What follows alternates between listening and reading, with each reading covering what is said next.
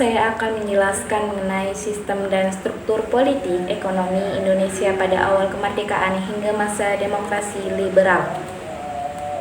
A. Perkembangan pada masa awal kemerdekaan. Pertama, sistem pemerintahan pada masa awal kemerdekaan. Perubahan dari sistem presidensial ke sistem parlementer yaitu pertama, perubahan fungsi KNIP dari pembantu presiden menjadi majelis legislatif. Yang kedua, pemindahan ibu kota dari Jakarta ke Yogyakarta pada masa demokrasi liberal. Dibagi menjadi 7, Kabinet Natsir, Kabinet Sukiman, Kabinet Wilopo, Kabinet Ali I, Kabinet Burhanuddin Harahap, Kabinet Ali II, Kabinet Juanda, atau bisa disingkat menjadi Naswi Abad. Yang pertama, Kabinet Natsir dilantik pada 6 September 1950. Natsir menginginkan kabinet yang dipimpinnya bersifat nasionalis dengan koalisi dari berbagai partai, namun gagal karena terjadi perebutan kursi antara PNI dan Masyumi di dalam kabinet. Kabinet Natsir berakhir pada 21 Maret 1951 disebabkan oleh pada 22 Januari 1951 PNI mengeluarkan mosi tuntutan agar pemerintah mencabut peraturan pemerintah nomor 39 tahun 1950 tentang pemilihan anggota lembaga perwakilan daerah dan menggantinya dengan undang-undang baru yang lebih demokratis. Yang kedua, Kabinet Sukiman dilantik pada 26 April 1951 sampai 23 Februari 1952. Pada masa pemerintahan Kabinet Sukiman terjadi pertikaian politik antara pejabat kabinet dan parlemen. Antara lain, yang pertama, Menteri Dalam Negeri M.R. Ishak menginstruksikan untuk menonaktifkan DPRD dan mengangkat orang-orang PNI menjadi Gubernur Jawa Barat dan Sulawesi. Yang kedua, Menteri Kehakiman Muhammad Yamin membebaskan 950 tahanan SOB tanpa persetujuan Perdana Menteri dan anggota kabinet lainnya. Kabinet Sukiman berakhir karena peristiwa penandatanganan perjanjian mutual sekursi atau AST atau MSA. Yang ketiga, Kabinet Wilopo dilantik pada 30 Maret 1952 sampai 2 Juni 1953. Tugas pokok Kabinet Wilopo adalah menjalankan persiapan pemilihan umum untuk memilih anggota parlemen dan konstituante, akan tetapi tugas tersebut tidak dapat terlaksana. Mengapa demikian? Karena dalam menjalankan pemerintahannya, Kabinet Wilopo menghadapi berbagai permasalahan, antara lain krisis ekonomi, gerakan separatisme, dan peristiwa 17 Oktober 1952. Kabinet Ali Satroamidjojo I dilantik pada 30 Juli 1953 sampai 24 Juli 1955. Prestasi menyelenggarakan Konferensi Asia Afrika atau KAA, membentuk panitia pemilihan umum, membatalkan hasil konferensi meja bundar berkaitan utang Indonesia terhadap Belanda.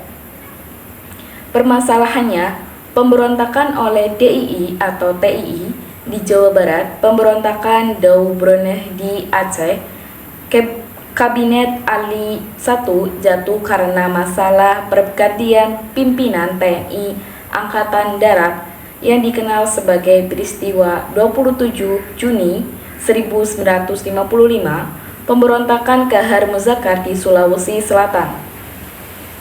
Yang kelima, Kabinet Burhanuddin Harahap dilantik pada 12 Agustus 1955 sampai 3 Maret 1956.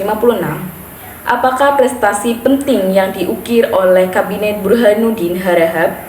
yaitu terselenggaranya pemilu pertama di Indonesia pada 1955. Yang pertama, 29 September 1955 untuk memilih anggota DPRD. Yang kedua, 15 Desember 1955 untuk memilih anggota konstituante. Keberhasilan pemilu 1955 menandai berakhirnya tugas kabinet ini. Pada 3 Maret 1956, Kabinet Burhanuddin Harahap mengembalikan mandatnya kepada Presiden Soekarno. Yang keenam, Kabinet Ali Sastro-Midjojo II dilantik pada 20 Maret 1956 sampai 14 Maret 1957. Program kerja Kabinet Ali Sastro-Midjojo II yang pertama, melaksanakan pembatalan hasil KMB. Yang kedua, mengembalikan Irian Barat ke pangkuan Indonesia. Yang ketiga, melaksanakan hasil keputusan Konferensi Asia Afrika. Akhir dari Kabinet Ali II muncul gerakan separatis di berbagai daerah. Ikatan Pembela Kemerdekaan Indonesia IPKI dan Masyumi menarik para menterinya dari kabinet pada 14 Maret 1957. Kabinet Ali II menyerahkan mandat kepada Presiden Soekarno. Yang ketujuh, Kabinet Juanda atau Karya atau dilantik pada 9 April 1957 sampai 5 Juli 1959. 5 program Pancakarya Kabinet Juanda. 1. Membentuk Dewan Nasional. 2. Normalisasi situasi Republik Indonesia. Ketiga, melakukan pembatalan KMB. 4. Memperjuangkan pengambilan Irian Barat. 5. Mempercepat proses pembangunan. Salah satu prestasi Kabinet Juanda adalah menentukan garis kontinental batas wilayah laut Indonesia melalui Deklarasi Juanda. Yang kedua, sistem kepartean pada masa awal kemerdekaan. Membentuk PNI, Presiden Soekarno berusaha menetapkan PNI sebagai partai negara. Staf Parti membatalkan rencana penetapan PNI sebagai partai negara pada 31/1945. Wakil Presiden Muhammad Hatta mengeluarkan maklumat tentang pembentukan partai politik pada 3 November 1945.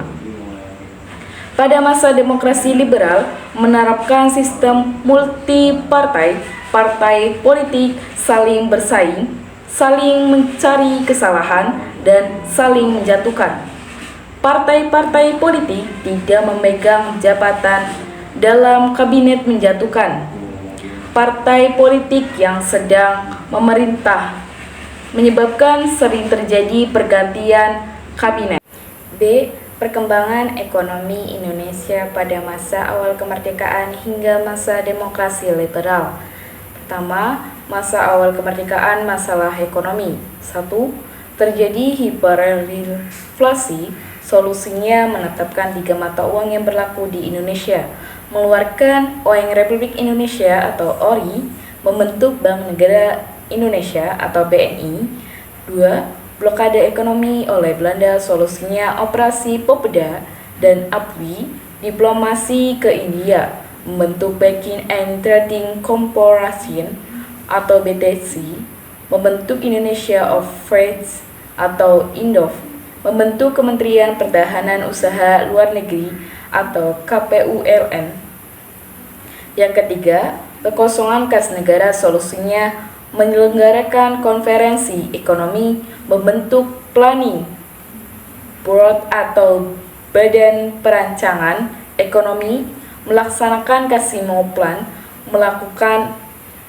melaksanakan Casino Plan, membentuk Persatuan Tenaga Ekonomi atau PTE, melaksanakan program pinjaman nasional. Yang kedua, masa demokrasi liberal, permasalahan ekonomi jangka pendek. Pemerintah harus mengurangi jumlah uang yang beredar dan mengatasi kenaikan biaya hidup. Jangka panjang, pertambahan penduduk yang tidak terkendali dan tingkat kesejahteraan penduduk yang rendah. Bagaimana solusi pemerintah terkait permasalahan ekonomi tersebut? Yang pertama, pemikiran ekonomi nasional, mengubah sistem ekonomi kolonial menjadi sistem ekonomi nasional. Ada gerakan Benteng Gunting Syafuruddin, nasionalisasi perusahaan asing. Sistem ekonomi Alibaba. Yang kedua, sistem ekonomi liberal, melaksanakan industrialisasi dengan peningkatan produksi dalam negeri, perbaikan pangan, sarana dan prasarana, serta penanaman modal asing. Ada perundingan finansial ekonomi, Biro Perancangan Nasional, rencana pembangunan 5 tahun. Pertama, gerakan Benteng digagas oleh Sumitro Djodjokadikusumo. Program kerjanya memberikan bantuan kepada kalangan pengusaha pribumi agar ikut berpartisipasi dalam pembangunan ekonomi nasional. Kendalanya, pertama, pemberian lisensi impor disalahgunakan. Yang kedua, mendaftarkan perusahaan milik pengusaha Tionghoa dengan menggunakan nama pengusaha pribumi. Yang kedua, Gunting Syafuruddin, digagasan oleh Syafuruddin Prawira Negara, kebijakan memotong nilai uang atau saneri yang bernilai 2,5 ke atas hingga nilai setengahnya. Kebijakannya ini bertujuan menanggulangi defisit anggaran negara sebesar 5,1 miliar. Yang ketiga, nasionalisasi perusahaan asing. Nasionalisasi terjadi sejak tahun 1957. Kebijakan ini merupakan tindakan pencabutan hak milik Belanda atau asing yang kemudian diambil alih atau ditetapkan status sebagai milik pemerintah. Sebagai pemilik pemerintah Republik Indonesia, contoh perusahaan yang dinasionalisasi: PT Pelni, Garuda Indonesia Airshad, Bank Indonesia. Yang keempat, Biro Perancang Nasional dibentuk pada masa pemerintahan Kabinet Ali Sastroamidjojo II, bertugas merancang pembangunan jangka pendek, diketuai oleh Juanda Kartawijaya, mengalami kegagalan karena masa kinerja kabinet singkat dan terjadi ketidakstabilan politik.